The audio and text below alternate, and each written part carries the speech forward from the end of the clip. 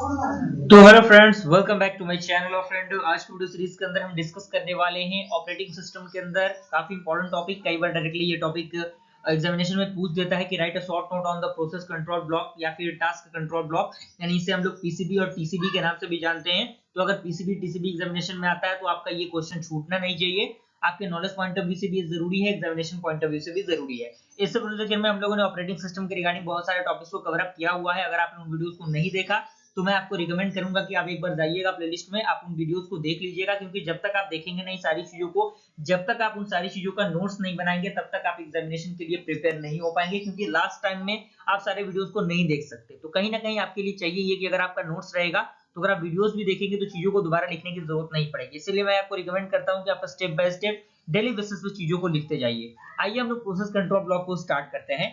तो इसमें सबसे पहला पॉइंट कह रहा है कि a process control block contents the information about the process, यानी जो प्रोसेस कंट्रोल ब्लॉक होता है वो जो भी आपका प्रोसेस रहता है उसके बारे में क्या करता है, इंफॉर्मेशन कलेक्ट करके रखता है।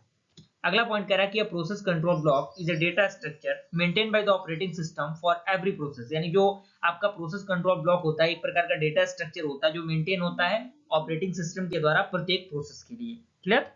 अगला पॉइंट कह रहा है कि PCB is identified by N integer process ID, जिसे हम लोग पीआईडी कहते हैं। तो इससे क्या होता है, जो पीसीबी होता है वो आइडेंटिफाई होता है। अगला पॉइंट कह रहा है कि PCB keeps all the information needed to keep track on a process, यानी जो पीसीबी होता है वो जो क्या होता है, जितने भी इंफॉर्मेशन होते हैं उनको कलेक्ट करके रखता है।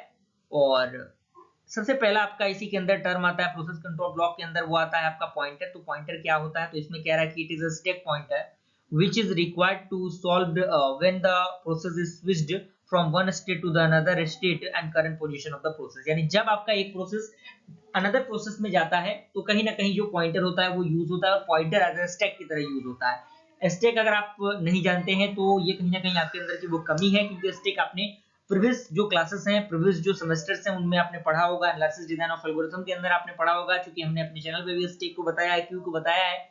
तो अगर आपने कंटिन्यूअस इन चीजों को देखा होगा तो कहीं ना कहीं स्टेप के बारे में आपको थोड़ी बहुत जानकारी होगी। अगर नहीं है तो स्टेप के बारे में आप अभी जाइए, आप गूगल कीजिए, यूट्यूब पे जाइए, बहुत सारे लेक्चर्स आपको मिल जाएंगे स्टेप पे, आप उनको देख सकते हैं स्टेप के रिगार्डिंग। क्लियर। अगला पॉइंट कह रहा है कि प्रोसेस स्टेट, तो इसमें कह रहा है कि it stores the respective states of the process, यानी ये स्टोर करता है जो भी रिलेटेड जो स्टेट्स होते हैं उनके अकॉर्डिंग जो भी प्रोसेस होते हैं उनको स्टोर करने में मदद करता है। अगला पॉइंट कह रहा है कि प्रोसेस काउंटर, तो इसमें कह रहा है कि it stores the counter which contain the address of next instruction that is to be executed for the process, यानी ये स्टोर करता है काउंटर को जो कंटेन करता है एड्रेस को नेक्स्ट इंस्ट्रक्शंस के लिए जो एग्जीक्यूट होता है किसके मदद से, प्रोसेस की मदद से।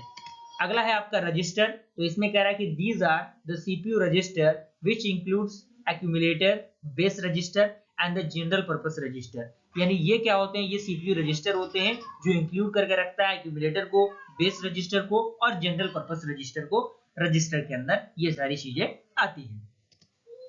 अगला आपका है मेमोरी यूनिट, तो मेमोरी यूनिट में कह रहा है कि this field contents the information about the memory management system used by the operating system, यानी ये जो फील्ड होता है वो कंटेंट करता है जो भी इंफॉर्मेशन होते हैं उनको as a memory management system के जैसे, और जो यूज होता है ऑपरेटिंग सिस्टम के द्वारा। एंड दिस में include the page table, segments tables and etcetera, इन सारी चीजों को ये क्या करता है, एग्जीक्यूट करके रखता है। क्लियर।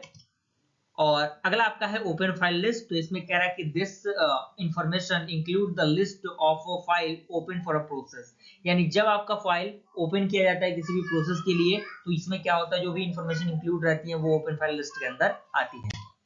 तो यहाँ तक पूरा प्रोसेस आपको समझ में आ गया होगा। अगर वीडियो पसंद आए वीडियो को लाइक जरूर कीजिएगा फ्रेंड्स। मिलते हैं ऐसे इंटरेस्टिंग वीडियो के साथ, तब तक के लिए थैंक यू।